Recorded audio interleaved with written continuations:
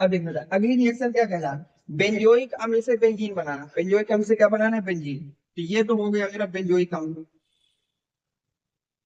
इसको हम क्या कहते हैं बेटा, बेंजोइक अम्ल।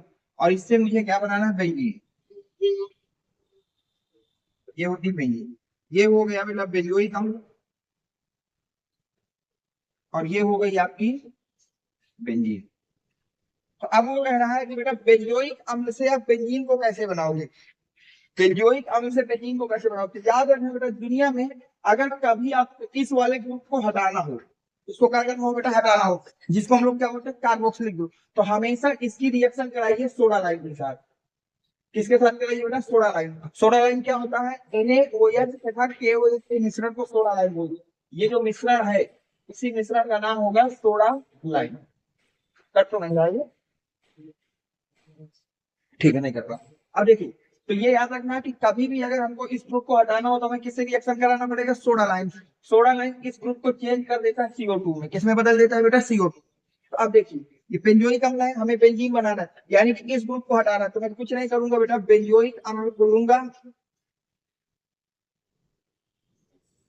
ये होगा। अब इसकी रिएक्शन करा दूंगा सोडा लाइन के साथ बेटा। किसके साथ करा दूंगा, सोडा लाइन के साथ। कैसे कराऊंगा, ध्यान से देखिए, NaOH और सोडा लाइन ये होता है, इसमें सोडा लाइन में बेटा CaO की उपस्थिति में रिएक्शन होती है और NaOH रिएक्शन में जाता है। तो यहाँ पर NaOH को कितना ले लूंगा, 2 मोल। तो जैसे ही COH हटेगा आपका, तो यहाँ पर बन जाएगा बेंजीन। यहाँ पे क्या बन गया, बेंजीन। और साथ में बन जाएगा यहाँ पर बेटा Na2CO3, साथ में ये, इसको बोलते हैं बेंजीन, इसको बोलते हैं सोडियम कार्बोनेट,